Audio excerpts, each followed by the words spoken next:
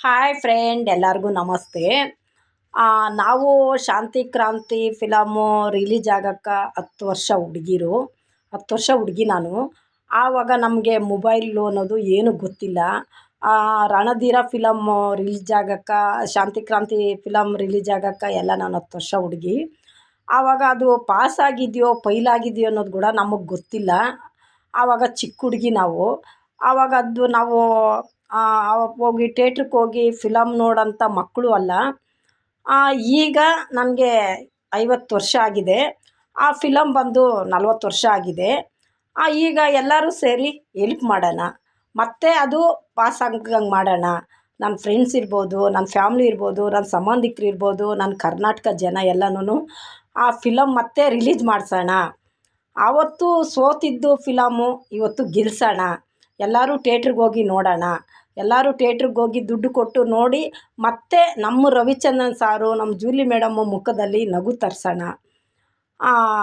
ನಾನು ಎಲ್ಲರನ್ನೂ ಕೇಳ್ಕೊತೀನಿ, ನನ್ನ ಕರ್ನಾಟಕ ಜನ, ನನ್ನ ಫಾಲೋವರ್ಸ್ಗಳಿಗೆ ಎಲ್ಲರಿಗೂ ಕೇಳ್ಕೊತೀನಿ. ಆವತ್ತು ಸೋತಲ್ಲಿ ನಾವು ಚಿಕ್ಕ ಹುಡುಗರು.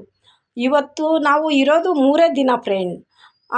ಇದ್ದಂಗೆ ಏನಾದರೂ ಒಂದು ಸಾಧನೆ ಮಾಡಬೇಕು ಅಂತ ಆ ಹಾಡಲ್ಲೇ ಇದೆ ಅಲ್ಲ, ಹುಟ್ಟೋದ್ಯಾಕೆ ಸಾಯೋದ್ಯಾಕೆ ಏನಾದರೂ ಸಾಧಿಸಿ ಹೋಗೋಕೆ, ಓ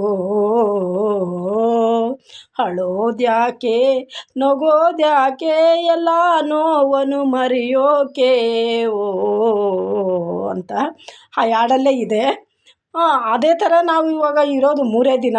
ಈ ಫಿಲಮ್ ಒಂದು ರಿಲೀಸ್ ಮಾಡಿಸಿ ಒಂದು ಸಾಧನೆ ಮಾಡ್ದಂಗೆ ಆಗುತ್ತೆ. ಎಲ್ಲರೂ ನನ್ನವರು, ನನ್ನ ಕರ್ನಾಟಕ ಜನ, ನಮ್ಮ ಫಾಲೋವರ್ಸು ಎಲ್ಲರೂ.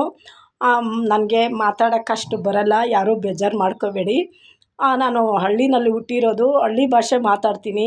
ಎಲ್ಲರೂ ಸಪೋರ್ಟ್ ಮಾಡಿ ಅಂತ ಬೇಡ್ಕೊತೀನಿ.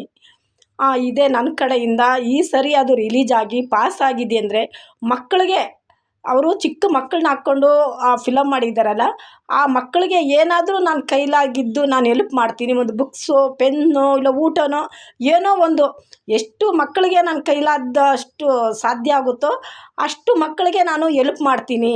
ಇದು ಸತ್ಯ. ಎಲ್ಲರೂ ಸಪೋರ್ಟ್ ಮಾಡಿ ಫ್ರೆಂಡ್, ಎಲ್ಲರೂ ಸಪೋರ್ಟ್ ಮಾಡಿ.